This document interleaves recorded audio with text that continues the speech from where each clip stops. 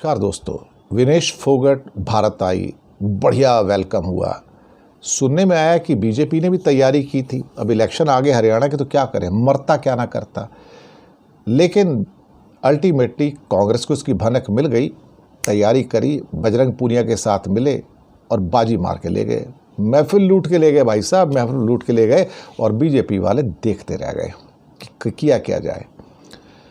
मुझे लगता है कि विनेश फोगट प्रधानमंत्री से मिलना भी नहीं चाहती थी, इसमें भी सही बात है। प्रधानमंत्री भी शायद विनेश फोगट से मिलना नहीं चाहते थे, तो ओलंपिक विनर्स को जहाँ पीछे लाल किले में बिठाया हुआ था तो वो वहाँ पर नहीं थी, तो अब वापस आई हैं। लेकिन अब विनेश फोगट के बारे में नायब सैनी जो सीएम वो भी कहते हैं कि हरियाणा की बेटी है और हम उनको एज ए मेडल विनर ही ट्रीट करेंगे। ये सब बातें वोट बटोरने के लिए हैं। जब उसके ऊपर जूते चलाए जा रहे थे, जो उसको ऊपर दिल्ली पुलिस के लोग जूते बरसा रहे थे, उनको घसीट रहे थे और वो रो रही थी, तब ये नायब सैनी और खट्टर साहब कहाँ थे? तब ये मोदी कहाँ थे? तब ये हरियाणा की बेटी साक्षी मलिक और बजरंग पूनिया के साथ जो आंसू बहा रहे थे और जिस ढंग से उनके ऊपर पुलिस वाले अपने बूट चला रहे थे, तब कहाँ थे ये लोग? कोई भूलेगा नहीं उसको। जंतर मंतर के उन दृश्यों को कोई भूलने वाला नहीं है और जनता उसका फैसला करेगी। आप देखना, किसान आंदोलन भी है, विनेश फोगट भी है और इस बार के विधानसभा चुनाव में बीजेपी को उसका स्थान दिखा दिया जाएगा कि तुम्हारी औकात जितनी थी ना, अब उसी में तुम वापस चले जाओ। अब सवाल ये पैदा होता है कि भूपेंद्र सिंह हुड्डा कहते हैं कि हमारे पास संख्या होती तो हम तो विनेश फोगट को राज्यसभा भेज देते। लेकिन विनेश फोगट के चाचा महावीर फोगाट ने भूपेंद्र हुड्डा की इच्छा को राजनीतिक स्टंट करार दिया। लेकिन दीपेंद्र हुड्डा शुरुआत से दरअसल पहलवानों के प्रदर्शन में शामिल रहे हैं और बीजेपी का कोई व्यक्ति उस समय जंतर मंतर में नजर नहीं आता था। उनके लिए सारे पहलवान भारत के खलनायक थे। दीपेंद्र हुड्डा ने कहा कि विनेश तो एक चैंपियन थी, चैंपियन है, चैंपियन रहेंगी और हम लोग उनका दिल्ली से लेके उनके पैतृक गांव तक स्वागत करने के लिए कतार में खड़े हैं।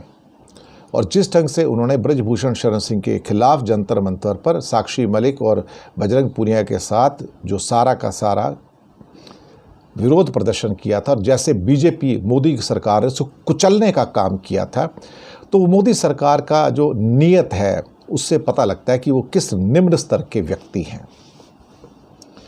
अब यहाँ पर नायब सिंह सैनी कहते हैं कि हरियाणा सरकार विनेश फोगट के साथ खड़ी और हमारी बेटी, अब तो बेटी मानना पड़ेगा भैया, वोट लेने हैं तो कैसे कह दोगे वो खलनायिका है। लेकिन तुम्हारे लिए खलनायिका ही थी, बीजेपी ने उसको एज ए खलनायिका ही ट्रीट किया है और बीजेपी के सारे स्पोक्स पर्सन और मंत्रियों ने भी गालियां दी थी इनको, उन्होंने भी खलनायिका ही कहा था। बाजी पलट जाती है कई बार, तो बाजी पलट के एक राज्य भी आपके हाथ से निकल जाता है।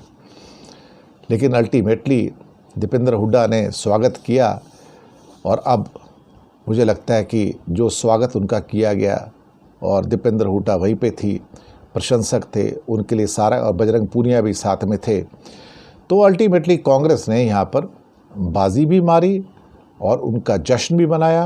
उनका सारा का सारा जो पूरा का पूरा क्या कहते हैं कि हवाई अड्डे से बाहर निकल के ज़ोरदार तालियों से स्वागत भी हुआ। और कहीं ना कहीं आप यकीन मानिए कि ये बाजी विनेश फोगट के नाम पर कांग्रेस अच्छी खासी जीतने जा रही है, इसमें कोई शक वाली बात नहीं। भारतीय जनता पार्टी ने कुल्हाड़ी पे पैर तभी मार दिया था जब जंतर मंतर पे हमारी बेटियों को दिल्ली पुलिस के द्वारा अपने जूतों के तरह के नीचे कुचला जा रहा था, उनको घसीटा जा रहा था।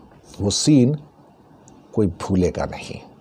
हम जिंदगी भर कभी नहीं भूलेंगे कि बीजेपी के खलनायकों ने भारत की बेटियों को उनका चरित्र हनन किया उनका और उनको बदनाम किया, क्योंकि ये बीजेपी जैसे चरित्रहीन पार्टी ही कर सकती है और उनके चरित्रहीन लोग ही कर सकते हैं और कोई नहीं कर सकता। कि भारत के नायकों और खलनायकों का अपमान सिर्फ भारतीय जनता पार्टी के लोग ही कर सकते हैं। शुक्रिया आपका।